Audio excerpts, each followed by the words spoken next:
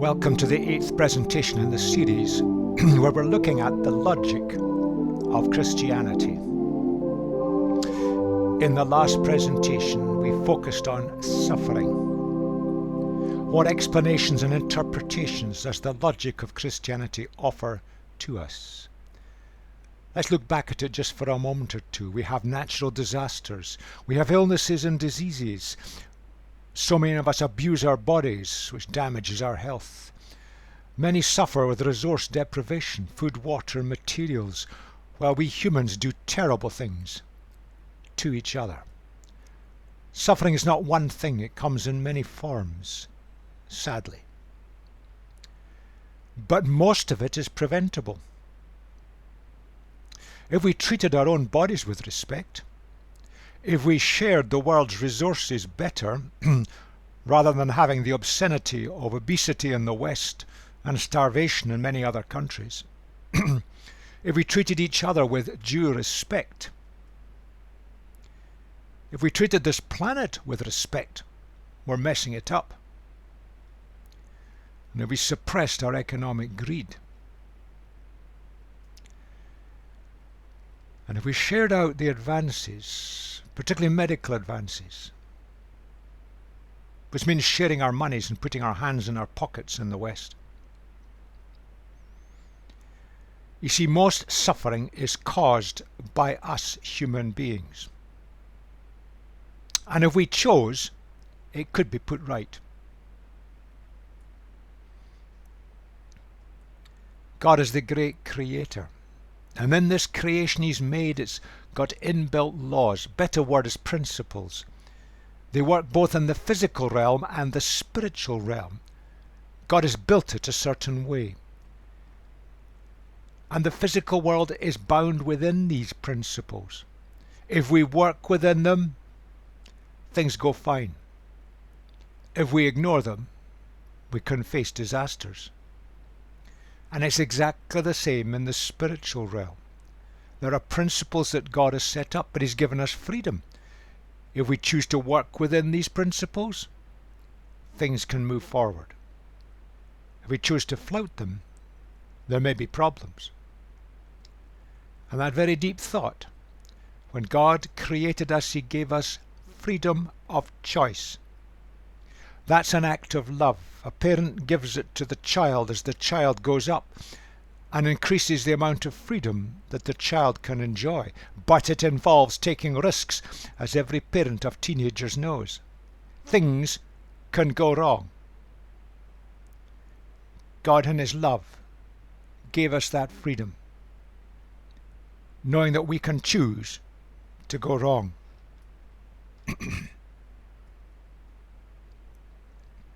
Suffering can be the outcome. Some religions almost suggest that we can pretend it's not there, move outside it. It's a great delusion. Most religions suggest that we can solve our problems by our own self-effort. That's the ultimate futility. History shows we fail. Some branches of some religions it's suggested that Satan or evil spirits are behind every evil in the world. Not our fault. That's a cop-out.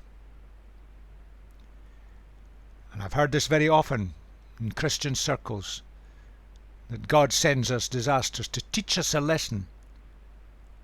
What kind of God would do that? Unethical nonsense. And to suggest that natural disasters are the will of Allah, that God can just decide to wipe out 80,000 people, for example, in an earthquake. What kind of God is that? That kind of God is not a good God, and not worth worshipping. Religion has often led us into cul-de-sacs and illusions and delusions. Now let's move on to the area of morality and look at what the logic of Christianity says here. The kind of three directions of this, we tend to ignore the ones at the bottom. The kind of inner peace that's within us, often based on a kind of life direction that we possess, We may inherit it through our parents, through our culture, through our religion, through our societies. We tend to focus on the top one. Now that's a problem, and we see it in the West today, where so much of our lawmaking activity focuses on the top one, ignoring the lower ones, and then wonders why it doesn't really work out. If you look across cultures historically, there's a lot of agreement, it's not perfect by any manner of means, about what is good and what's not so good.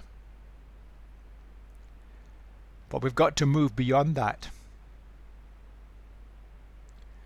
I'm going to make a statement there. If God created this world and God created you and me, morality, ethical living, what's right and wrong is not a matter of personal opinion. It's become a fashion in the West today to think in terms of it, just personal opinion. I don't agree with you, and my opinion's as good as yours. Well, to be honest, all our opinions are worthless. There's something much deeper behind it. And that's why we've got to go to harmonization within an individual and possessing a life direction, as we'll see in a moment.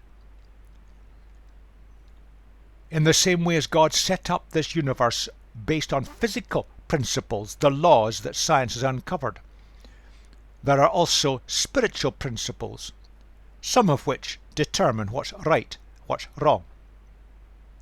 That's the logic of God, the logic of Christianity, the logic of the teaching of Jesus.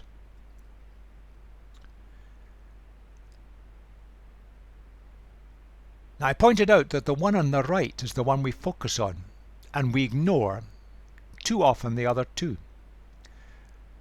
Right across the world there are vast variations in religious and political philosophies, and they have very different goals and teachings. We've looked at a bit of it when we looked at some aspects of some religions.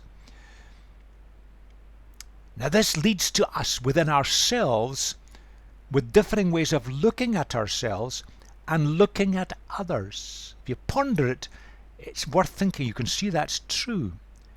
What you've been brought up to believe and accept that underpins your life, your culture, which may come from religion or politics or some combination, it influences and controls and directs how you see yourself and how you see others. And that leads to how we treat each other. Now that's a much sounder way of looking at it, and that's where we in the West have in recent centuries gone wrong. Get that right, the others begin to drop into place. And that's where the teaching of Jesus emphasizes it very strongly. There is a logic to it. It fits. Let's just work this out a little bit more. People often say it doesn't matter what you believe as long as you're sincere. That statement is complete rubbish. That's a strong statement from me, but it is rubbish, and I'll show you why. Because what you believe leads to what you do. You see, the kind of view you hold within yourself leads to how you behave. That's what Hitler believed. Look at the damage he alone, one man, did across Europe. That's what Stalin believed. It's estimated that he is responsible for the deaths of 30 million people in Eastern Europe and Asia. Probably the greatest death toll from one person ever in the history of mankind.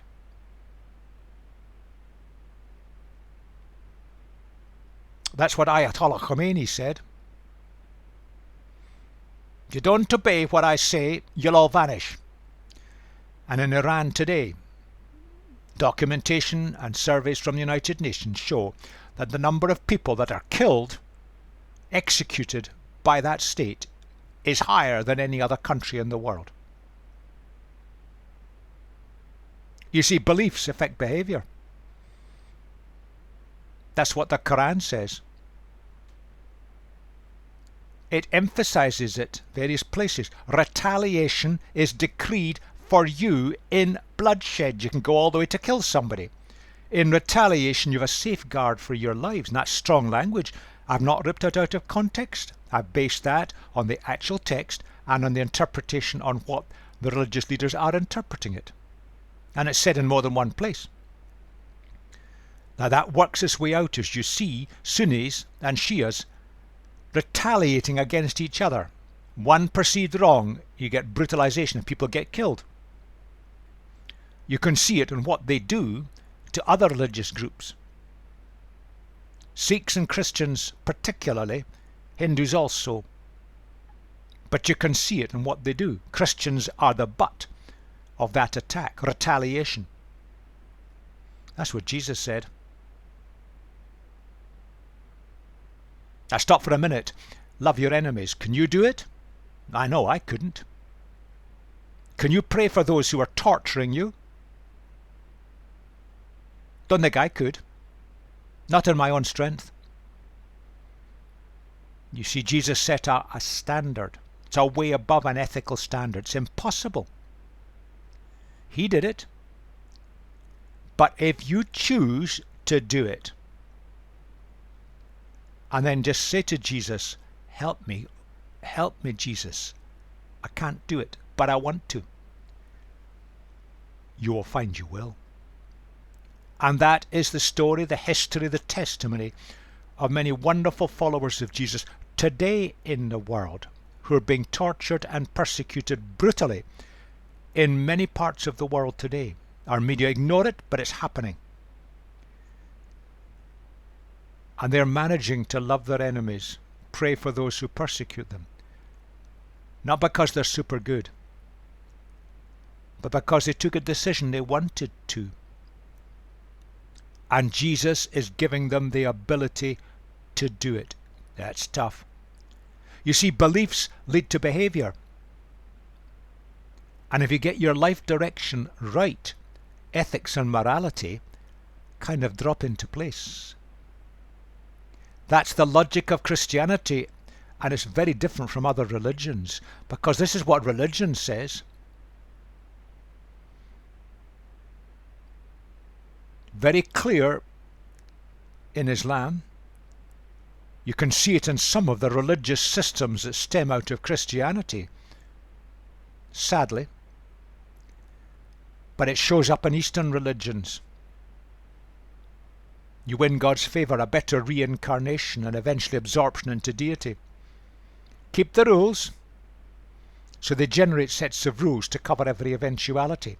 And that, in fact, is the basis of modern Islamic scholarship, interpreting the rules into every eventuality of modern living. And then they impose them.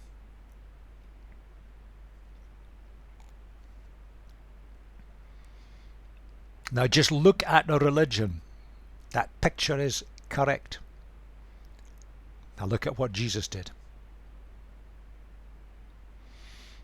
On the left-hand box, he offers acceptance and complete security.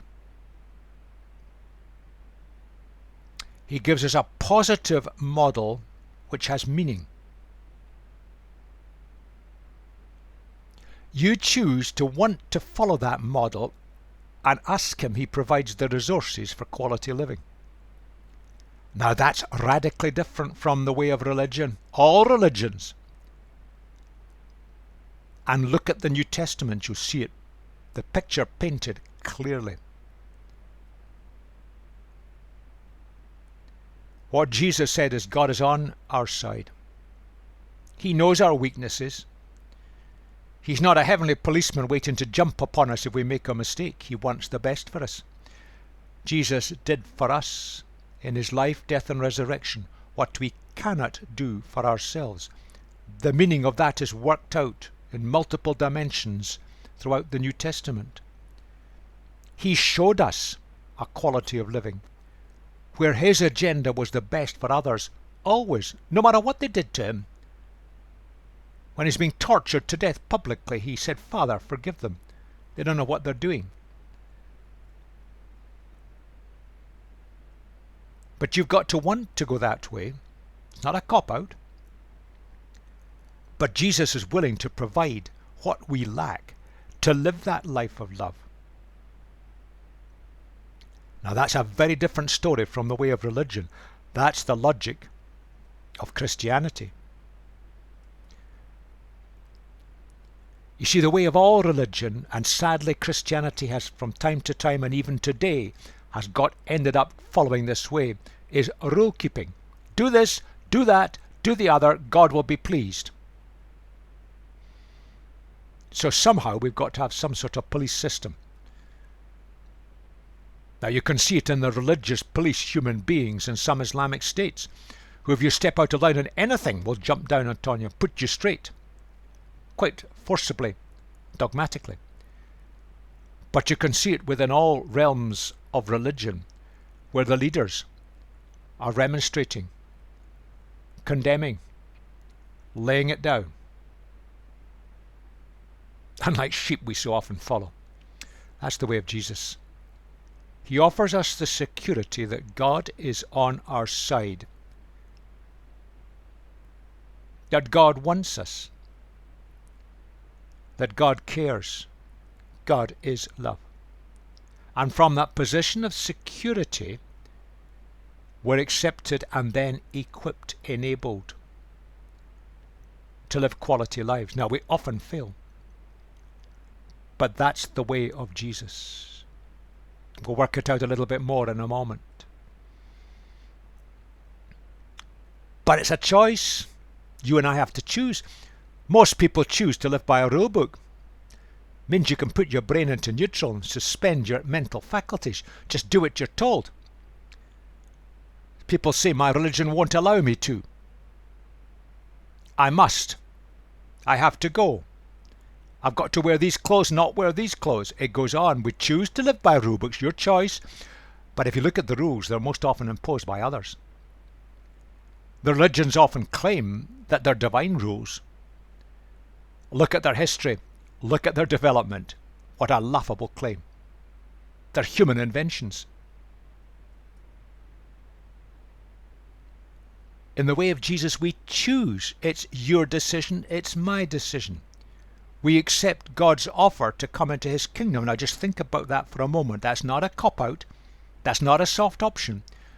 We're saying, I choose that God will be my king. I will do it his way. I choose to want to do it his way. In other words, you say, I don't really know. I'm not good enough. No longer are we saying, I will run my own life. We're saying, I want to live my life your way. That's the toughest choice you will ever make.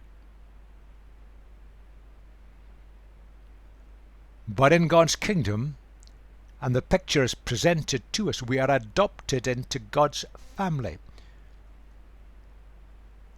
And we have security. And he equips us to the extent to which we're prepared to ask for the resources. It's choice, it's not a cop-out. We choose, he enables. That's the way of Jesus. That's the logic of Christianity. The rule book mentality. You see, rules set limits. And you can see that within religions. But God does not set limits.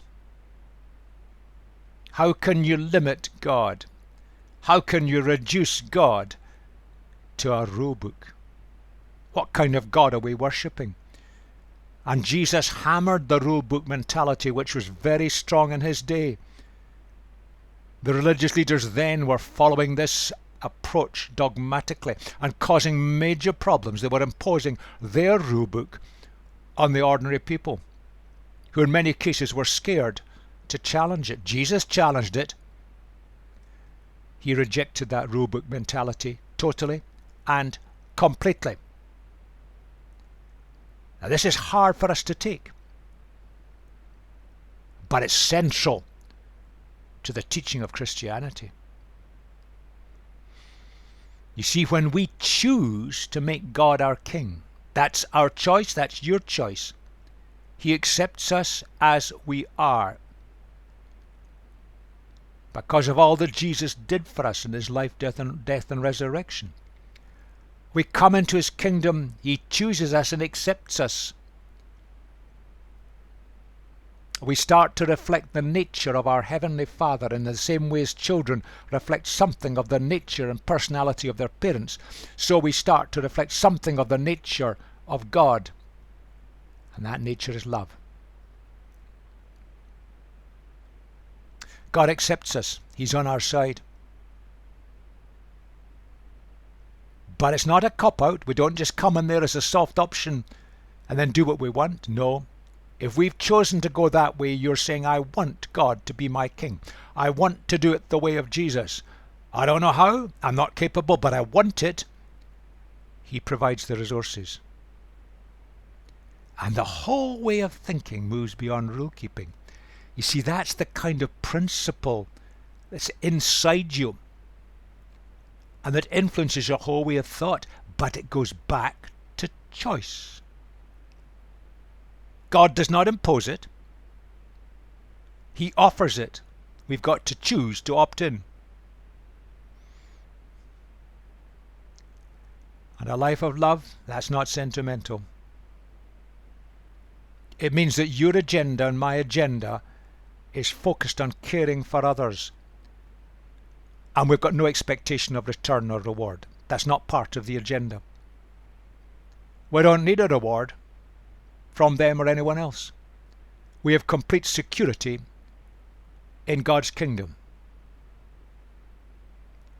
That's the logic of Christianity when it comes to ethics and morality and living.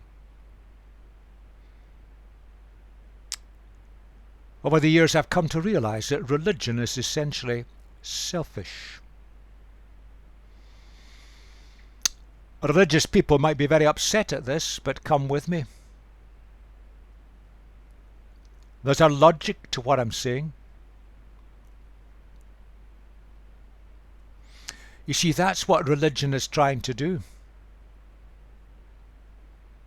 It's lost its focus on life now, and it's got too much focus on life in the hereafter.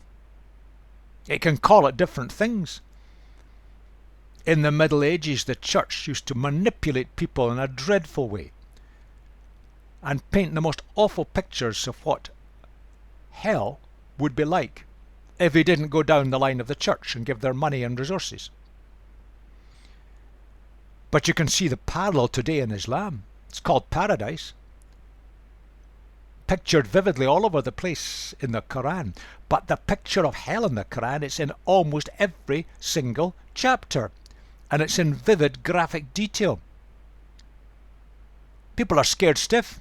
They might end up there.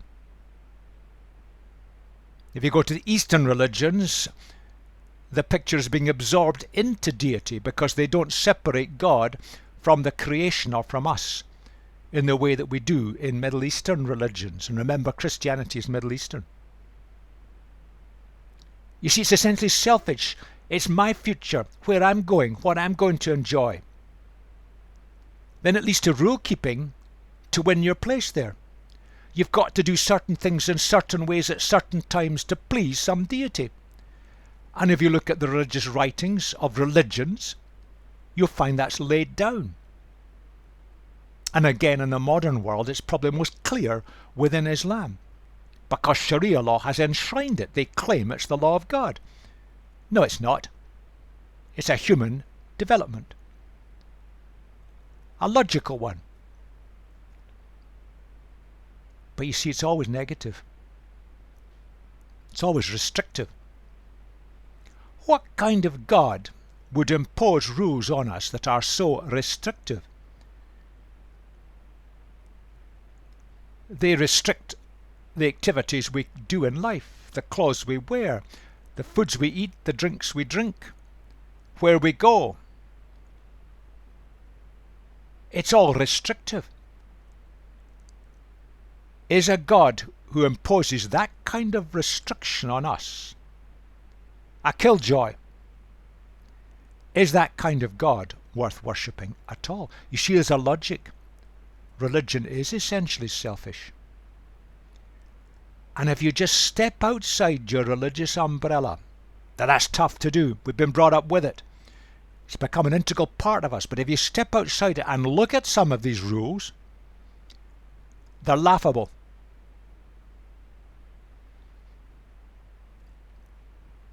Many of them are based on cultural practices of centuries and millennia ago, when societies were very, very different from today. For example, many of the food laws were based on very sound principles because of difficulties with hygiene in days before we had refrigeration. They're irrational today. It's worth stepping back and looking at it. It's uncomfortable, but it's true. Now, Christianity, the logic of Christianity, doesn't go that way, because it starts from a different principle, that God wants the best, the richest, the fullest, that we shall enjoy everything on this planet. Not abuse it, not abuse ourselves, but enjoy it. And the way of Jesus offers a life quality now. And it's shown by how we treat each other. The quality of your life and mine is to be measured by what we do with each other, even the thoughts in our mind, how we spend our time, our money, how we treat our families, how we treat people in the workplace, how we carry out our work, how we treat the public, the conversations we have in shops in the marketplace. It can go on. That's the agenda. We're not capable of doing it. God knows that. You choose to do it. God provides the resources. And if you look at it, the evidence is there. And it leads to that, because that's the way God designed us. He designed us to enjoy everything in this world, not to abuse it, not to abuse ourselves or each other, but to find fulfillment and satisfaction in it, a real purpose in living now, not selfishly trying to line our nest for some imagined future after death. And he just threw that out. He hammered it. And because of that, he fell foul of the religious leaders of his day. Religious leaders want rule keeping because it gives a way to control the people whom they rule. But you see, he offered a model. He offered an example for us, you and me. But he knew we couldn't do it on our own. And when we asked his help, he offered the resources. It's all positive. And it's all in the now. It's real. And it will influence your attitudes to what you possess. It will influence your attitudes to how you spend your time and your energies.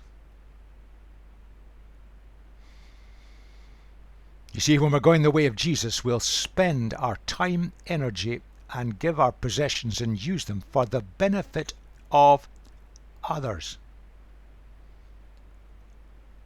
Many of the tragic problems throughout the world today where so many suffer could be resolved if we in the West, with all our wealth, gave away some of our wealth. It influences how we see each other. Too often we spend our time condemning, pass judgment on others, often comparing them to ourselves, but usually our judgment of ourselves is not too accurate. But are we prepared to forgive others, even when they've hurt us badly, treated us despicably? We take a decision. Humanly, it's impossible. You take a decision to forgive. Then ask Jesus to help you. It influences how we treat each other. Our agenda is the best for the other, not the way of retaliation, which is what the Quran teaches. And if we followed that way, life would be transformed. The closest relationship of all, how we treat each other. It changes that. It's seen within the security of a permanent relationship. And that brings its biggest fulfillment. And the evidence is, in fact, enormous for that. It changes our attitudes to how we see the future.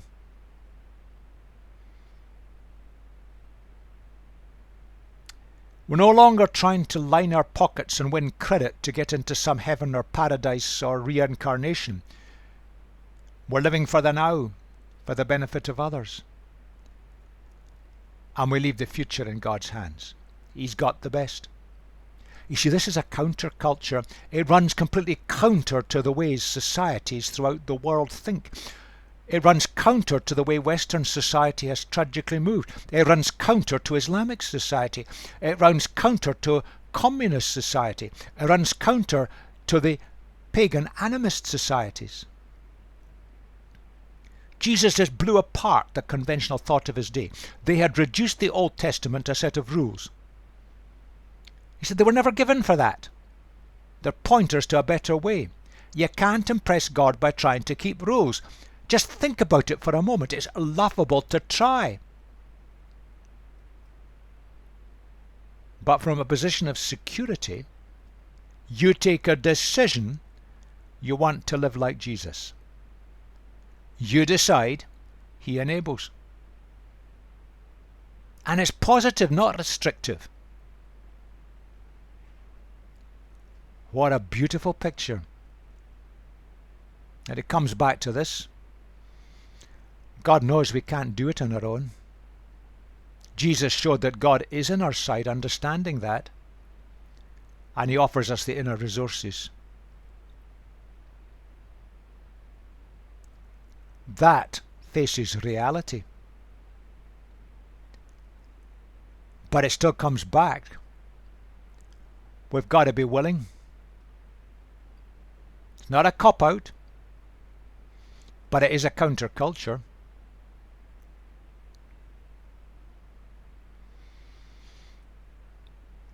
The counterculture challenges the insecurity of our world, where leaders are so insecure they spend a lot of their time putting down those who might be seen as threats. Because so much of our society is dominated by fear, by resentment, by the vested interests. In all societies, the vested interest that comes from political power, commercial power, religious power, social power. We like to push other people around. And it challenges the power structures of modern society. Jesus painted reality. His way is a counterculture. It will challenge things in our societies. And the only way is suffering love. That was the way he went. He makes it real. The problem with humanity is that I'm saddened when I see so much of Western society going the way of competition. I'm better than you, my school's better than you, my hospital's better than you, my police force is better than you.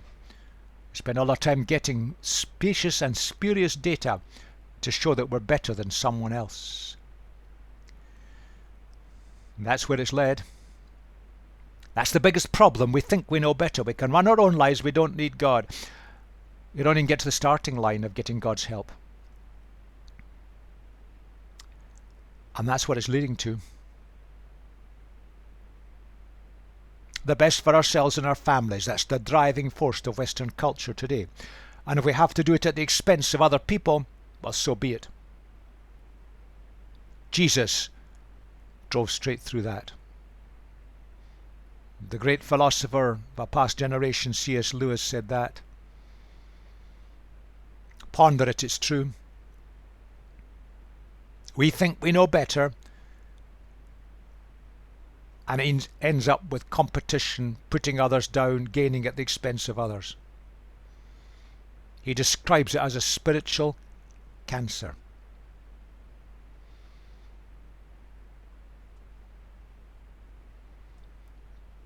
But there's religious pride, described as one of the most damaging and destructive social forces in the world. We say my religion is right or more right and yours is wrong. We're all frail, fallible human beings. That's pride. The next step is to say we must get the power so we can suppress your viewpoints and your understandings. Christianity has done that again and again, tragically down through the centuries. Islam is doing it today. Hinduism is trying to do it in India today. Buddhism is doing it in Myanmar today.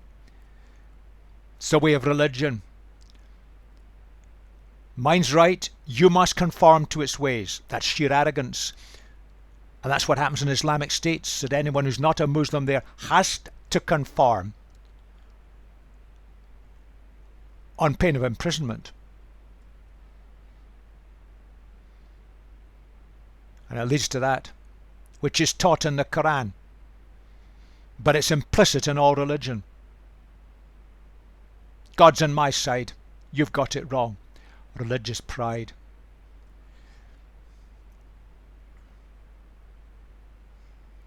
That's been true of institutional Christianity, where one religious group gets into a position of power and status in a nation and relentlessly puts down alternatives.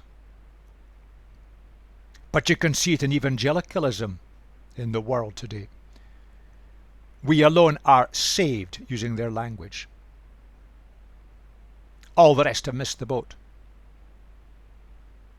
You can see it in Hinduism and Buddhism today, developing, although the numbers adhering to these religions is declining, these religions are reasserting their influence. And other people are getting killed, displaced, brutalized as a result. But you see it most vividly in Islam. Because Islam says in the Quran that Islam is God's religion and no other religion is acceptable to God. It actually spells it out in these words. And religious pride is destroying our cultures and societies and the quality of life in the world today. Back to the way of Jesus. I ask the question, does it fit the evidence? Does it make sense of our lives? We looked at the logic of Christianity in the practicalities of living. Does it ring true? I leave that question with you. Earlier I put up that statement. We're looking at the logic of the teaching of the Bible. It fits the observed evidence best, makes greatest sense of ourselves and our world. Ask yourself the question, is that true? But I'm going to expand it slightly. I've added the bit at the bottom in slightly bigger print. The teaching of Jesus. They offer a practical way forward to enrich the lives of all humanity. Look at the evidence, look at the logic of Christianity, looking at what Jesus said. That's the logic of Christianity. It affects the practicalities of life.